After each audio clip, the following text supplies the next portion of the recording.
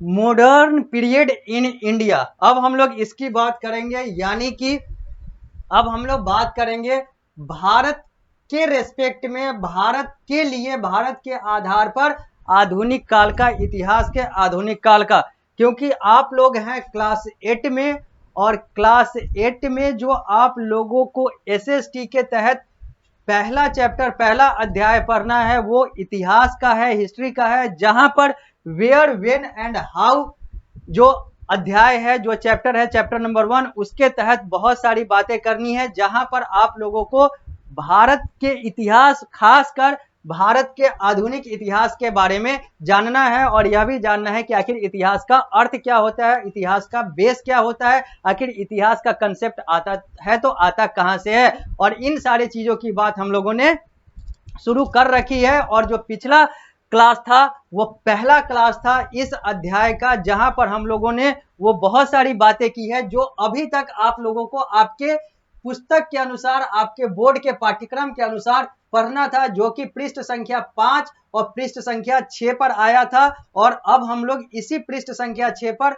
Modern period in India की बात से इस कक्षा को शुरू करेंगे, इस अध्याय को आगे बढ़ाएंगे। क्योंकि इसके पहले हम लोगों ने इंडस्ट्रियल रिवॉल्यूशन की बात की, इसके पहले हम लोगों ने अलग अलग टाइम स्पैन की बात की, अलग अलग हिस्टोरिकल कंसेप्ट की बात की, जेम्स मिल के कंसेप्ट को भी देखा, तो और भी वास्को डी गामा की बात की, तो क्रिस्टोफर कोलंबस की भी बात की। अब हम लोग आगे बढ़ेंगे और बात करेंगे मॉडर्न पीरियड इन इंडिया, यानी कि हिस्ट्री के आधार पर, इतिहास के आधार पर भारत का आधुनिक काल क्या कहता है, कहां से शुरू होता है। अब इन सारी चीजों की बात होगी, क्योंकि ये मेन आधार है इस चैप्टर का, जहां पर हम लोगों को इसकी बात करनी है। और इसकी बात तो हम लोगों ने पहले भी कर रखी है कि अगर हम लोग भारत के मॉडर्न पीरियड की बात करें तो ये मुगल शासक औरंगजेब के मृत्यु के बाद का जो काल होता है, उसी को भारत का आधुनिक काल या फिर कहें तो मॉडर्न पीरियड कहते हैं। और औरंगजेब की मृत्यु वर्ष 1707 में हुआ था, यानी कि 1707 के बाद वाला जो वर्ष है, जो काल है, वही भारत के लिए हिस्ट्री का मॉडर्न पीरियड कहलाता है। अब आगे देखते हैं क्या क्या लिखा हुआ है। क्या लिखा हुआ है यहाँ पर? With the death of Aurangzeb in 1707, his successors were too weak to maintain the unity and integrity of the vast Mughal empire, and political instability became rampant throughout those territories of Indian subcontinent that were under the Mughal rule. यहाँ पर बहुत बड़ी बातें कही गई हुई है। यहाँ पर कहा गया हुआ है कि मुगल साम्राज्य की स्थापना हुई, स्थापना के बाद मुगल साम्राज्य जो है वो भारत में फैलता चला गया, और मुगल साम्राज्य के अलग अलग शासकों ने भारत को अपना गुलाम बनाया और भारत पर नियंत्रण किया, भारत पर राज किया। लेकिन अंतिम या फिर कहें तो मजबूती के आधार पर जो अंतिम मुगल शासक था, जो औरंगजेब था, औरंगजेब के मृत्यु के बाद जितने भी मुगल शासक आए, उसमें वो क्षमता नहीं थी, वो एबिलिटी नहीं थी, वो कौशल नहीं था कि वो अपने साम्राज्य को मजबूती से बनाए रखे, जैसा औरंगजेब और औरंगजेब से पहले वाले मुगल शासकों ने किया था। क्योंकि उन लोगों ने माना कि वो चीज गलत था, माना कि वो मुगल शासन या फिर किसी को गुलाम बनाना गलत है, और ये चीजें गलत ही हैं और गलत ही रहेगा। मुगल साम्राज्य का स्थापना या फिर मुगलों के द्वारा भारत को नियंत्रित करना ये गलत था, ये चीजें गलत है। लेकिन यहाँ पर एक पॉजिटिव एस्पेक्ट यह दिखता है कि औरंगजेब के मृत्यु के बाद जो भारत में जो मुगल शासन था वो कमजोर पड़ता चला गया, क्योंकि औरंगजेब के बाद किसी भी मुगल शासक में वो हिम्मत, वो क्षमता, वो एबिलिटी, वो कैपेबिलिटी नहीं दिखी जो अपने इस पूरे बड़े से मुगल साम्राज्य को रोक सके या फिर नियंत्रित कर सके या फिर स्थापित जो है उसको बनाए रखे। और इसी कारण से औरंगजेब की मृत्यु के बाद ये जो मुगल शासन है ये अलग अलग शासकों में, अलग अलग क्षेत्रों में विभाजित होता चला गया और कमजोर होता चला गया। इसलिए यहां पर एक चीज यह भी ध्यान देना है, माना कि ये चीज जो है औरंगजेब के रेस्पेक्ट में ये निगेटिव है, ये नकारात्मक है, क्योंकि औरंगजेब या फिर औरंगजेब के पूर्वज, औरंगजेब से पहले वाले जितने भी मुगल शासक थे, उन्होंने गलत तरीके से और गलत काम किया, जिसके कारण से वो सारी चीजें हुई। लेकिन यहाँ पर एक चीज और सीखने को मिलता है कि जब तक इंसान खुद में मजबूत नहीं होगा, जब तक इंसान खुद में वो नियंत्रण करने की क्षमता नहीं रखेगा, खुद में वो प्रशासनिक कैपेबिलिटी नहीं रखेगा, तब वो उसका जो राज्य है, उसका साम्राज्य जो है वो समाप्त हो जाएगा। ये तो राज्य और साम्राज्य तो गलत था, ये तो समाप्त हुआ तो बहुत अच्छी बात है, लेकिन ये चीजें अगर पॉजिटिव वे में लिया जाए तो औरंगजेब ने जिस हिम्मत से, जिस साहस से, वहां पे क्रूरता था, ये चीज ही गलत था। जिस क्रूरता से, जिस तरीके से अपने साम्राज्य को स्थापित रखा, अपने साम्राज्य को आगे बढ़ाया,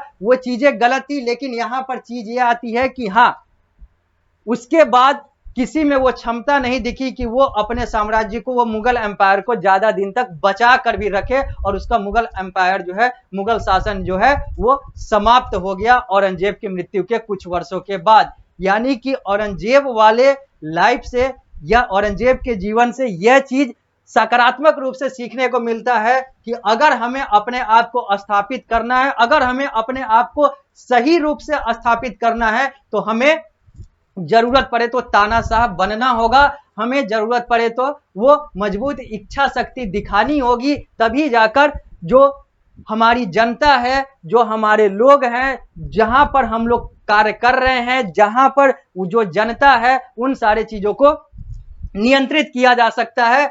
हर जगह लोकतंत्र काम नहीं करता है, जहां पर जरूरत हो वहां पर ऑटोक्रेसी यानी कि तानाशाही भी कार्य करता है। तानाशाही से भी, ऑटोक्रेसी से भी बहुत सारे देश जो हैं आज विकसित हुए हैं। चाहे रूस की बात कर लें, चाहे चाइना की बात कर लें, चाहे वो अलग अलग देशों की बात कर लें, हम उनके निगेटिव चीजों को अलग रखते हैं, लेकिन पॉजिटिव वे में भी तानाशाही जो है वो बहुत ज्यादा फायदेमंद होता है लोकतंत्र के तुलना में। और औरंगजेब वाले जो उदाहरण है, इनका जो केस, औरंगजेब का जो केस स्टडी है, यहां पर ये चीजें बहुत व्यापक तौर पे सीखने को मिलता है कि जब तक राजा जो है वो मजबूत नहीं होगा, जब तक राजा को जरूरत पड़े तो वो तानाशाह नहीं बनेगा, तो जनता और जो उसका साम्राज्य है वो सब उसके नियंत्रण से बाहर चला जाएगा, सब टूट जाएगा।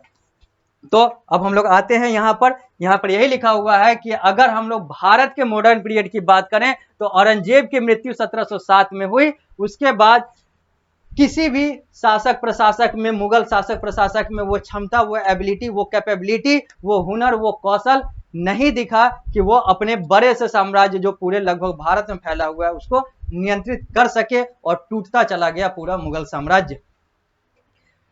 यहां पर 3 पॉइंट लिखा हुआ है पृष्ठ संख्या 6 पर। पहला, the battle of Plassey and battle of Buxar made the English master of Bengal and gradually of the whole of India. Plassey का युद्ध हो चाहे बक्सर का युद्ध हो, यानी कि तत्कालीन उस समय के बंगाल, अविभाजित बंगाल की बात करें तो वहां पर पलासी क्षेत्र, पलासी जगह और बक्सर, चाहे पलासी का युद्ध हो चाहे बक्सर का युद्ध हो, यहां पर अंग्रेजों की लड़ाई जो मुगल शासकों से या फिर बंगाल के नवाबों से, इन सारे से हुई, वहां पर मुगल शासक या फिर बंगाल के नवाब, ये जितने भी थे, ये सब हारते चले गए, और ये जो अंग्रेज है वो मजबूत होता चला गया। ब्रिटिशर्स जो है वो मजबूत होते चले गए और उन्होंने अपना नियंत्रण बना लिया।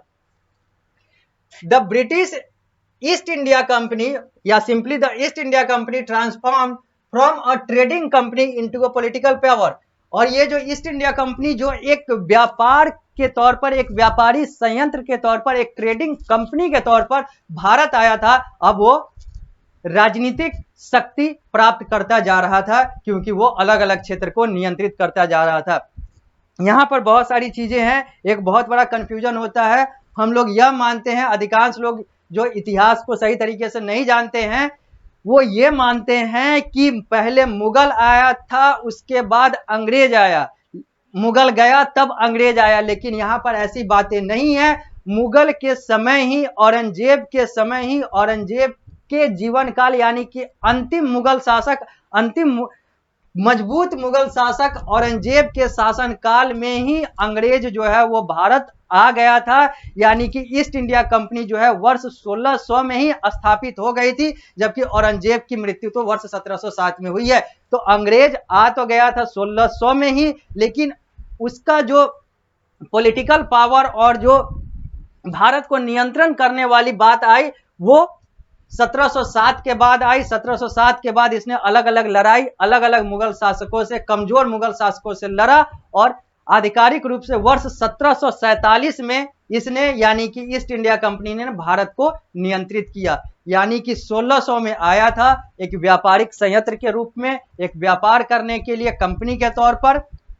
औरंगजेब के शासनकाल में इसने काम किया कंपनी के तौर पर, जहां पर अलग अलग क्षेत्रों में इसने व्यापार किया, और व्यापार करने के बाद औरंगजेब के मरने के बाद इसने अब अपना पॉलिटिकल पावर और अपना जो बाकी पावर था उन सारे चीजों को, एडमिनिस्ट्रेटिव पावर को बढ़ाना शुरू किया। अलग अलग मुगल शासकों से, कमजोर मुगल शासकों से लड़ा, जहां पर पलासी का युद्ध हुआ, बक्सर का युद्ध हुआ, जो बंगाल के नवाब और मुगल शासकों से हुआ, वहां पर ये जीतता चला गया और आधिकारिक रूप से 1707 में मृत्यु हुई और 1747 में आधिकारिक रूप से ईस्ट इंडिया कंपनी यानी कि अंग्रेजों का भारत पर शासन शुरू हुआ। 1600 में आया, 1747 में शासित किया यानी कि शासन शुरू किया, नियंत्रित किया, यानी कि 147 वर्ष लग गया भारत को अपने नियंत्रण में लेने में, क्योंकि 1707 तक यानी कि 107 साल तक तो वो वहां पर औरंगजेब का ही शासन था। औरंगजेब की मृत्यु के बाद इसको लगा, अंग्रेजों को लगा, ईस्ट इंडिया कंपनी को लगा कि अब वो अपना नियंत्रण रख सकता है, क्योंकि यहां पर लोग आपस में कमजोर हैं और लड़ रहे हैं। दूसरा पॉइंट है the exploitative nature of the company rule led to the growth of common feeling of hatred against the British among the masses. यहां पर क्या लिख रहा है? The exploitative nature of the company's rule led to the growth of the common feeling of hatred against the British among the masses.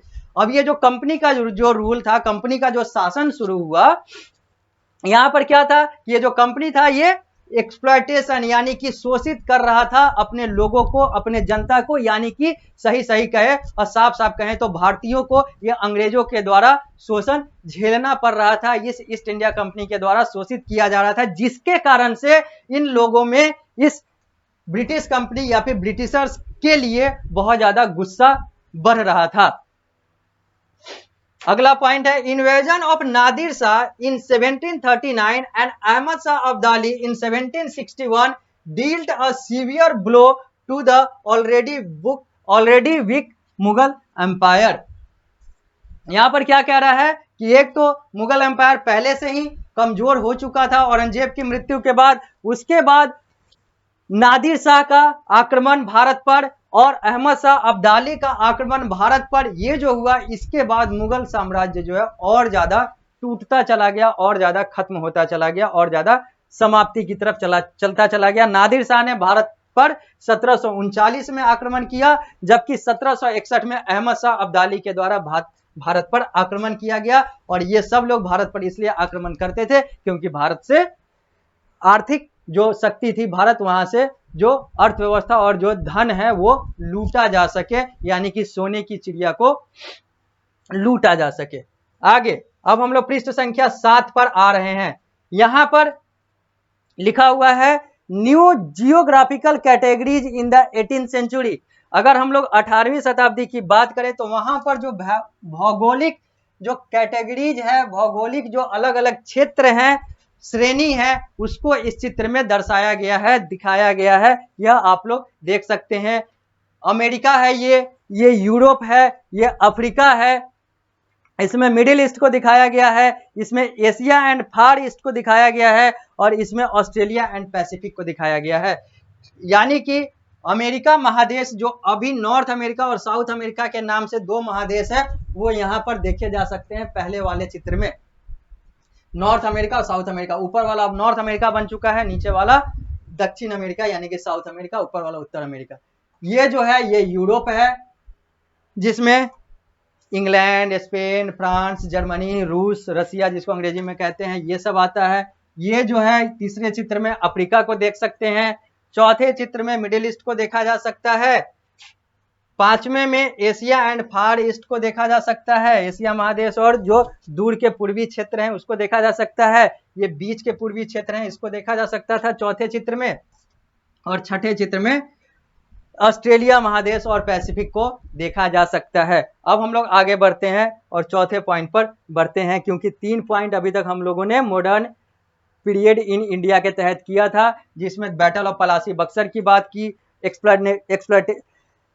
Exploitative nature of company की बात की, invasion of Nadir Shah Ahmad Shah Abdali की बात हो गई। अब हम लोग चौथी बात करेंगे, चौथा पॉइंट को देखेंगे जहां पर लिखा हुआ है कि ये चौथा पॉइंट है, ये पांचवा है, ये छठा है, ये सातवां है, ये आठवां है, ये नौवां है। चौथे पर आते हैं, the lure of profitable trade brought the Portuguese, Dutch, French and English trading company to the southern part of India। ये जो लालच था प्रॉफिटेबल ट्रेड का, यानी कि आर्थिक रूप से जो फायदा होने का, जो लाभ होने का व्यापार से, यानी कि व्यापारिक लाभ के लिए या फिर उसके लालच में, उसकी चाहत में, ये जो इंग्लैंड के अलग अलग देश के लोग जो हैं वो भारत में आते गए और भारत को लूटते चले गए, यानी कि भारत को इन्होंने आर्थिक रूप से कमजोर किया, जिसमें पुर्तगाल के लोग आए, डच यानी कि यहां पर डेनमार्क, इन सारे देशों के लोग आए, यहां पर फ्रांस के लोगों की बात होती है, यहां पर इंग्लैंड यानी कि और भी जो अलग अलग देश हैं यूरोप के, वो सारे लोग यहां पर आए और भारत के साउदर्न हिस्से यानी कि दक्षिणी हिस्से पर सबसे पहले उन्होंने वहां पर अपना प्रॉफिटेबल बिजनेस शुरू किया और धीरे धीरे ये पूरे भारत में फैल गए। क्योंकि अगर हम लोग यूरोप की बात करें, ये चित्र देखें आप लोग, यूरोप जो है ये यहां पर है, यूरोप जो है वो यहां पर है और ये जो भारत जो है वो इधर साइड में है। तो यहां पर अगर आना है तो ये वाला एक जो रास्ता था वो तो तुर्क ने ब्लॉक कर दिया। तो अब ये जो भी आए थे, ये लोग कहां से आए, तो इन लोगों ने ये रास्ता अपनाया था, यानी कि सी रूट से आए, और सी रूट से हमेशा ये दक्षिण के रास्ते, यानी कि भारत में इनका जो पदार्पण हुआ या फिर भारत में जो इन्होंने एंट्री ली वो दक्षिण के रास्ते, यानी कि अरब सागर, और अरब सागर के नीचे से जो हिंद महासागर वाला जो पैसिफिक ओशन वाला क्षेत्र है, वहां से ये लोग कैलिकट जो अभी केरला का हिस्सा है या फिर कहें तो गोवा, इन सारे क्षेत्रों में इन लोगों का पदार्पण हुआ, जहां पर इन्होंने अपना टेरिटरी भी बनाया, चाहे वो पुडुचेरी की बात करें, तत्कालीन पौंडीचेरी की बात करें, या फिर हम लोग कैलिकट की बात करें जहां पर सबसे पहले वास्को डी गामा आया था। उसके बाद हम लोग उन सारे दक्षिण के क्षेत्र की बात करें तो ये सब क्षेत्र जो है जहां पर इन लोगों का सबसे पहले आगमन हुआ और वहीं से इन लोगों ने अपना व्यापारिक कार्य शुरू किया। तो अब हम लोग आगे बढ़ते हैं। तो ये चौथा पॉइंट क्या कहता है कि ये जो ल्योर ऑफ प्रॉफिटेबल ट्रेड था, यानी कि जो प्रॉफिटेबल ट्रेड यानी कि जो व्यापारिक लाभ की जो लालच थी, जो इच्छा थी, ये इन लोगों को भारत ले आया। Intense rivalry between the British and the French for sole control over this trade resulted in 3 Carnatic war from 1744 to 1763। अब ये लोग आए, सबसे पहले तो ये लोग दूसरे देश में आए, यहां पर इन लोगों ने अपना एंट्री किया और यहां पर अपना व्यापार किया और व्यापार से लाभ कमाए। यानी कि सबसे पहले अगर कोई भी चीज होता है, अगर किसी पर भी आक्रमण करना होता है तो बहुत सारे लोग जो हैं वो एक साथ मिलकर आक्रमण कर देते हैं। ये एक जनरल कंडीशन में अगर हम लोग देखें तो किसी भी चीज पर, किसी भी जगह पर अगर आक्रमण करना हो तो बहुत सारे लोग जो हैं एक साथ मिलकर, अकेला भी कर सकता है, बहुत सारे लोग भी कर सकते हैं। तो इस वाले में उदाहरण में बहुत सारे की बात है, तो हम लोग ये देख सकते हैं कि बहुत सारे लोग एक क्षेत्र पर आक्रमण कर देते हैं। आक्रमण कर दिए, अब उसको वो नियंत्रण में ले लिया, क्योंकि ये सब लोग पहले एक थे, एक होकर इन्होंने आक्रमण कर लिया, अब वो चीजें जो है इनके नियंत्रण में आ गया। ये जो 5 लोग थे, 1 2 3 4 5, ये सब मिल गए, यहां पर इन्होंने इस क्षेत्र पर आक्रमण कर दिया मिलकर। अब ये क्षेत्र तो इनके नियंत्रण में आ गया, जीत गए, तो हार जाते तो काम खत्म था, जीत गए तो ये नियंत्रण में आ गया। अब ये पांचों यहां पर अपना शासन चला रहे हैं। अब क्या होगा कि अब ये पांचों चूंकि हैं तो अलग अलग ना, यहाँ पर तो आपस में भी एक में भी लड़ाई हो जाती है, ये तो पांचों यहाँ पर फिर भी अलग अलग हैं, जो एक मौके के लिए, एक फायदे के लिए यहाँ पर एक हुए थे, यूनाइट हुए थे। तो ये सब लोग यहाँ पर आए और यहाँ पर आने के बाद बहुत दिनों तक शासन किया। उसके बाद इनको लगा कि नहीं, यहाँ पर मैं अगर शासन करूंगा, बाकियों को हटा दूंगा तो ज्यादा फायदा होगा, क्योंकि हम लोग आए ही तो उसी गंदे विचार से थे, तो थोड़ा सा और कर लेते हैं तो क्या दिक्कत है।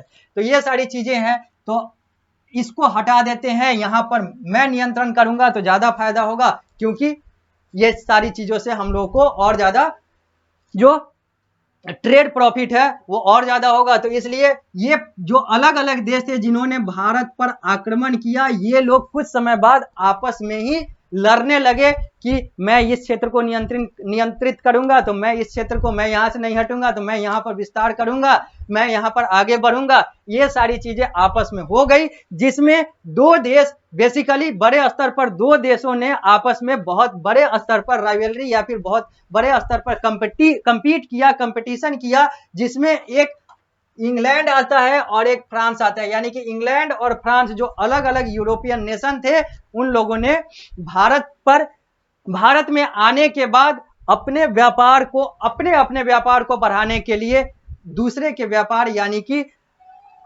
अंग्रेजों, इंग्लैंड वाले ने फ्रांस और फ्रांस वाले ने इंग्लैंड, इन सबको खत्म करना चाहा या फिर वहां पर अपना विस्तार करना चाहा, जिसके कारण से, जिसका रिजल्ट यह हुआ, जिसका परिणाम यह हुआ कि 3 युद्ध इन दोनों देशों के बीच में हो गई। एक 1744 से लेकर 1763 तक, 1744 से लेकर 1763 तक इन दोनों देशों के बीच में 3 युद्ध हुआ, और इन तीनों युद्ध को फर्स्ट कार्नेटिक वार, सेकेंड कार्नेटिक वार और थर्ड कार्नेटिक वार कहा जाता है। यानी कि कार्नेटिक वार 3 हुए 1744 से लेकर 1763 में, और ये जो कार्नेटिक वार थे ये इंग्लैंड और फ्रांस के बीच में हुए। The British ultimately came out victorious and concentrated on extending their political control over entire India. और इसमें, इस युद्ध में जो विजेता हुआ वो इंग्लैंड हुआ, और इसके आधार पर इंग्लैंड जो है वो दक्षिण से ऊपर बढ़ता चला गया, और दक्षिण के बाद पश्चिम, पश्चिम के बाद उत्तर, उत्तर के बाद पूरब, या फिर कहें तो धीरे धीरे पूरे भारत पर, लगभग पूरे भारत पर कब्जा कर गया। क्योंकि जो फ्रांस और इंग्लैंड में जो राइवलरी थी, इन दोनों में 3 युद्ध हुए, और तीनों युद्ध का परिणाम यह हुआ, तीनों कार्नेटिक युद्ध का परिणाम यह हुआ कि ये यहाँ पर इंग्लैंड की जीत हुई और इंग्लैंड ने अपना साम्राज्य आगे बढ़ाया, जबकि फ्रांस जो है वही दक्षिण तक रह गया, उसके आगे नहीं बढ़ पाया। 5वां पॉइंट क्या कहता है? Hyder Ali and his son Tipu Sultan established and consolidated the kingdom of Mysore. Hyder Ali और उसका बेटा टीपू सुल्तान जो है उसने मैसूर साम्राज्य की स्थापना की। ये सब मॉडर्न पीरियड की बात कर रहे हैं, यानी कि भारतीय आधुनिक काल की बात कर रहे हैं इतिहास के परिप्रेक्ष्य में। The Sikh established their independent state under Maharaja Ranjit Singh. Maharaja Ranjit Singh के नेतृत्व में सिखों ने अपना एक शासन, अपना एक साम्राज्य स्थापित किया, स्वतंत्र साम्राज्य स्थापित किया। 7वां point, the Marathas gained prominence under Peshwas until they lost power to Ahmad Shah Abdali in the third battle of Panipat in 1761। जो मराठा था, the Marathas gained prominence under the पेशवाज until, ये जो मराठा साम्राज्य था ये भी अपने आप को आगे, खूब आगे बढ़ाया, स्थापित हुआ। स्थापित के बाद ये लोग आगे बढ़ते गए, लेकिन थर्ड बैटल ऑफ पानीपत जो वर्ष 1761 में हुआ, वहां पर मराठाओं की हार हो गई, अहमद शाह अब्दाली और मराठा के युद्ध में मराठाओं की हार हो गई, जिसके बाद ये मराठा साम्राज्य जो है वो पतन की तरफ चलता चला गया वर्ष 1761 में पानीपत में। पानीपत एक जगह का नाम है जो अभी भारत देश के हरियाणा राज्य में स्थित है, हरियाणा राज्य का एक जिला है। 8वां, many provincial kingdom including Awadh, Bengal and Hyderabad declared their independence. और इसी समय, इसी आधुनिक काल में, इसी औरंगजेब के मृत्यु के बाद वाले भारतीय काल में बहुत सारे जो अलग अलग साम्राज्य थे, बहुत सारे अलग अलग औपनिवेशिक साम्राज्य और जो अलग अलग क्षेत्र थे, चाहे वो अवध की बात करें, बंगाल की बात करें या हैदराबाद की, उन लोगों ने भी अपने स्वतंत्रता की घोषणा की, वो लोग भी स्वतंत्र होते चले गए। These way are known as succession state, और इन सबको हम लोग सक्सेशन स्टेट के तौर पर जानते हैं।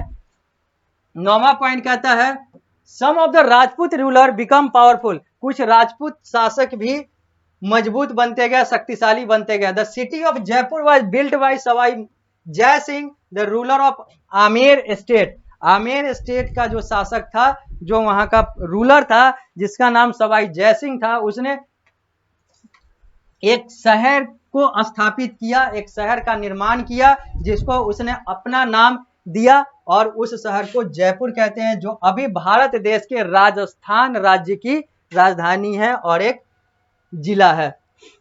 अब हम लोग बात करेंगे, ये सब तो हो गया, अब हम लोग बात करेंगे अगले पॉइंट की, और जहां पर बात होगी sources to study the modern period. वो कौन कौन से स्रोत हैं जिससे हम लोग आधुनिक काल की बात करते हैं, यानी कि आधुनिक ऐतिहासिक काल की, मॉडर्न पीरियड ऑफ हिस्ट्री की बात करते हैं, उन सारे स्रोतों की अब बात कर लेते हैं। पृष्ठ संख्या 7 पर है हम लोग।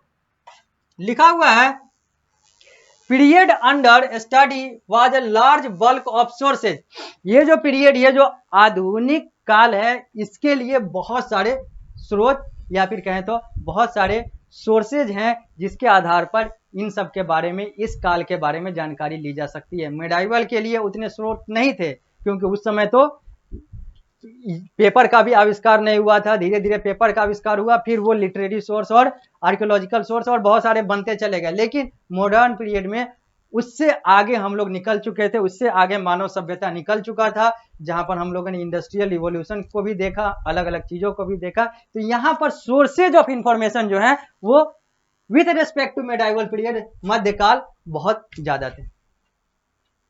We are already familiar with the various type of sources used by a historian to write the history of a specific period.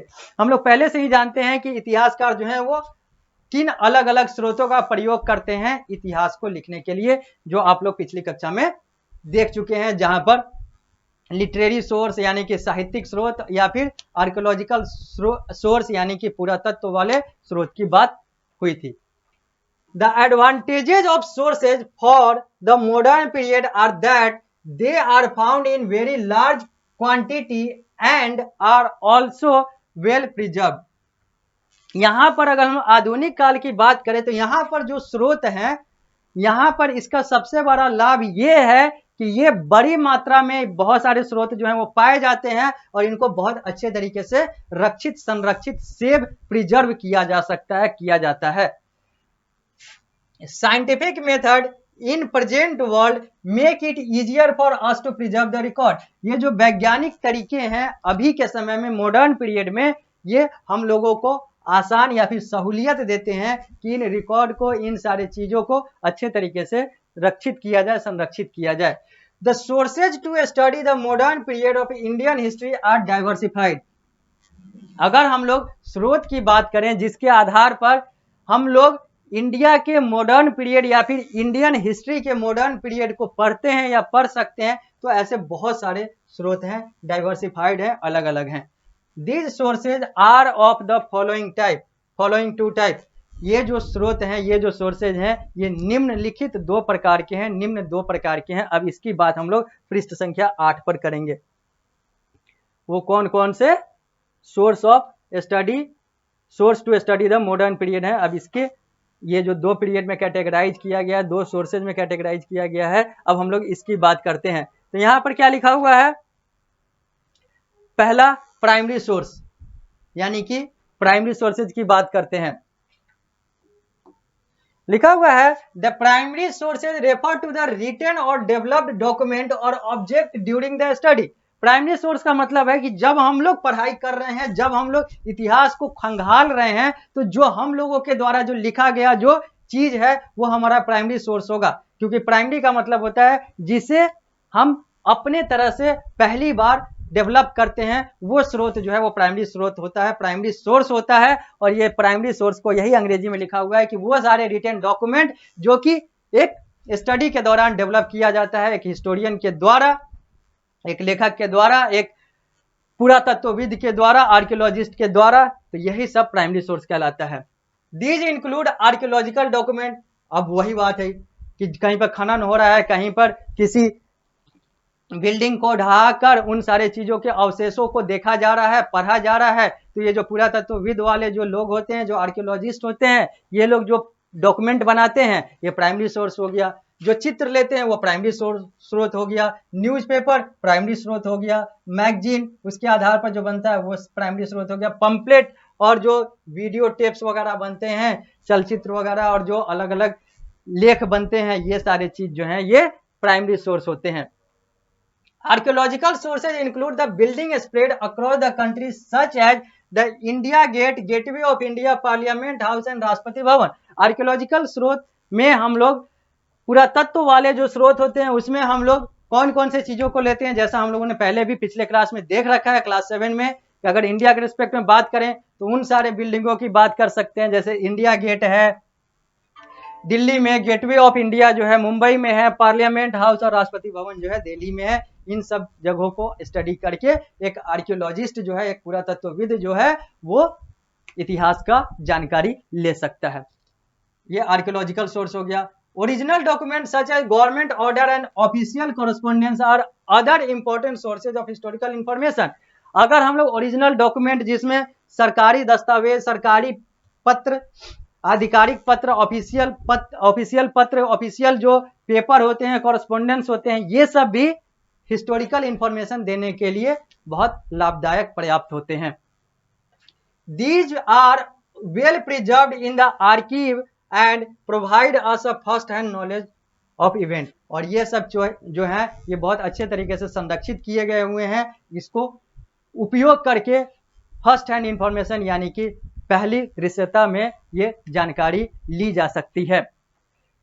Newspaper, magazine, letters and pamphlets belonging to the period are also preserved in library and archive. उस समय का, जिस समय का इतिहास हम लोग पढ़े हैं, उस समय के न्यूज़पेपर, मैगजीन, लेटर, पैम्पलेट वगैरह भी संग्रहालय में रखा हुआ रहता है, उसको भी पढ़ के उस समय की जानकारी ली जा सकती है। They were printed in different languages in different period of time. अलग अलग समय काल में ये अलग अलग भाषाओं में लिखा गया होता है। Some of this newspaper are printed even today. उस समय के कुछ जो न्यूज़पेपर हुआ करते थे वो अभी भी छपते हैं। Letter are also important as they help us understand the prevailing situation from a personal point of view. जो लेटर है, जो अलग अलग जो शब्द हैं, जो अलग अलग जो लेख हैं, अलग अलग जो अल्फाबेट्स हैं, ये सब भी बहुत ज्यादा इंपॉर्टेंट होते हैं, बहुत ज्यादा महत्वपूर्ण होते हैं, क्योंकि इससे उस समय के लोगों के पॉइंट ऑफ व्यू को समझा जा सकता है, उस समय के लोगों के नजरिए को समझा जा सकता है।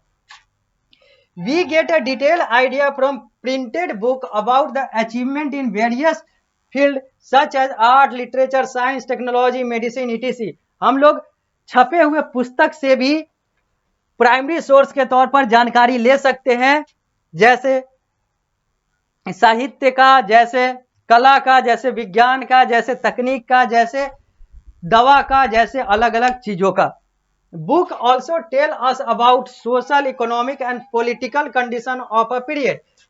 यह पुस्तक से हम लोग उस समय का सामाजिक, राजनीतिक, आर्थिक, ये सारी जानकारी भी, इन सारे अवस्थाओं की जानकारी भी ले सकते हैं। Biography and autobiography give an account of life and through out the end thoughts of the great personalities. ये जो जीवनी और जो स्वजीवनी है, जीवनी जिसे दूसरे के द्वारा लिखा जाता है और स्वजीवनी जिसे एक व्यक्ति खुद लिखता है, स्वयं लिखता है, इसको पढ़ के भी हम लोग अलग अलग व्यक्तित्व के बारे में जानकारी ले सकते हैं, ऐतिहासिक जानकारी ले सकते हैं। अगला, films, photograph and video tape portray live of famous people and event. ये जो फिल्म है, ये जो फोटोग्राफ है, चित्र है, ये जो वीडियो टेप्स है, यानी कि जो चलचित्र है, ये सब है, इससे हम लोग प्रसिद्ध लोग या फिर जिसकी भी हम लोग जानकारी लेना चाहें, जिस इवेंट की जानकारी लेना चाहें, ये सारी चीजें भी यहाँ पर मिल जाती है। ये सब भी हमारे लिए सोर्स ऑफ इंफॉर्मेशन है। The impression left after watching such film और video clipping are of more permanent nature than the event which we see with our own eye. यहाँ पर लिखा गया हुआ है कि जो वीडियो के द्वारा, जो चलचित्र के माध्यम से ये सारी चीजें हम लोग देख रहे हैं, जो सिनेमा वगैरह जो हम लोग देख रहे हैं, इससे हम लोगों को और ज्यादा ज्ञानवर्धन होता है, और ज्यादा उत्सुकता होती है, और ज्यादा हम लोगों का ज्ञान विकास होता है अगर हम लोग अपने आंख से देखें उसकी तुलना में। यानी कि एक व्यक्ति खुद से देख रहा है और एक व्यक्ति बहुत सारी चीजों को सिनेमा के माध्यम से, चलचित्र के माध्यम से, वीडियो के माध्यम से, फिल्म के माध्यम से देख रहा है, तो वीडियो, फिल्म, चलचित्र, सिनेमा वाला जो जानकारी है वो ज्यादा इंटरेस्ट और ज्यादा ज्ञानवर्धन करता है, ऐसा मनोवैज्ञानिक तौर पर माना जाता है, न कि सामने से देखने। यानी कि सामने से देखना और वीडियो देखने, इन दोनों में वीडियो देखना ज्यादा ज्ञानवर्धन करता है सामने देखने, खुद की आंखों से देखने से, ऐसा मनोवैज्ञानिक तौर पर मनोचिकित्सक मानते हैं, यानी कि साइकोलॉजिस्ट मानते हैं। मैपिंग की बात करेंगे अब हम लोग। In order to effectively administer India, the British government felt the need to map the subcontinent for which they got various survey time to think conducted, time to time conducted, time to time conducted. यहां पे क्या लिखा हुआ है, mapping की बात करेंगे। यानी कि मैप जो है यह भी एक सोर्स ऑफ इंफॉर्मेशन होता है, प्राइमरी सोर्स ऑफ इंफॉर्मेशन होता है। क्योंकि मैप की बात आई कहां से, तो जब अंग्रेजों ने भारत पर अपना शासन शुरू किया और अपने शासन को आगे बढ़ाया, तो अपने शासन को और ज्यादा सक्षम, और ज्यादा प्रभावी, और ज्यादा आसान बनाने के लिए इसने भारत का एक मानचित्र बनाया, जिसको अंग्रेजी में मैप कहते हैं, नक्शा बनाया, जिसको इसने समय समय पर बदला। They set up at Dehradun the survey of India. ये भारत के तत्कालीन देहरादून, जो अभी भारत देश के उत्तराखंड राज्य का एक जिला और राजधानी है देहरादून, वहां पर इसने एक सर्वे ऑफ इंडिया करके एक उसका ऑफिस बनाया, और वहीं से ये सारी चीजें जो मैपिंग वगैरह होती है, ये सारा काम किया गया। Elaborate map were drawn up showing the location of town and cities with various geographical feature, flora, fauna, etc. ये जो मैप था, ये जो मानचित्र था, इसको और ज्यादा इलेबोरेटिव, इसको और ज्यादा विस्तारित करके बनाया गया, ताकि अलग अलग शहरों का, अलग अलग टाउन और अलग अलग सिटीज, अलग अलग नगरों के ज्योग्राफिकल फीचर यानी कि भौगोलिक चित्रण किया जाए, भौगोलिक गुण को देखा जा सके, वहां का फ्लोरा फौना यानी कि वहां का जो एनिमल लाइफ है, वहां का जो प्लांट लाइफ है, इन सारी चीजों को और इसके अलावा भी अलग अलग चीजों को देखा जा सके इस मैप के माध्यम से। इसके लिए अंग्रेजों ने मैपिंग की। लेट्स थिंक, यहां पर एक सेगमेंट है लेट्स थिंक। यहां पर कह रहा है कि how can you differentiate modern history from the contemporary history. समकालीन इतिहास और आधुनिक इतिहास को अगर आपको डिफरेंशिएट करना हो तो आप कैसे डिफरेंशिएट करेंगे, कैसे इसमें अंतर बताएंगे, ये आपको करना है। क्योंकि आप यहां पर सिर्फ ज्ञानवर्धन के लिए नहीं, इस बोर्ड से आप सिर्फ ज्ञानवर्धन के लिए नहीं, ज्ञानवर्धन के साथ साथ अपने मेंटल एबिलिटी, कौशल विकास को भी तेजी से बढ़ाने के लिए जुड़े हैं। तो यहां पर मेंटल एबिलिटी को, कौशल विकास को बढ़ाने के लिए, स्किल एबिलिटी को बढ़ाने के लिए एक प्रश्न लेट्स थिंक के रूप में दिया गया हुआ है, जिसमें यह पूछा जा रहा है कि how can you differentiate modern history from the contemporary history. समकालीन इतिहास से आधुनिक इतिहास को आपको डिफरेंशिएट करना है, अंतर बताना है। इसके बाद अब हम लोग बात करेंगे सेकेंडरी सोर्स का। तो ये जो लेट्स थिंक है, ये आप लोगों को करना है एज अ प्रश्न, एज अ क्वेश्चन के तौर पर। अब प्राइमरी सोर्स के बाद अब हम लोग बात करेंगे सेकेंडरी सोर्स का। लेकिन सेकेंडरी सोर्स की बात हम लोग अगले कक्षा में करेंगे, क्योंकि अभी हम लोग पृष्ठ संख्या 8 पर हैं। यह हम लोग का कक्षा संख्या 2 था इस अध्याय का।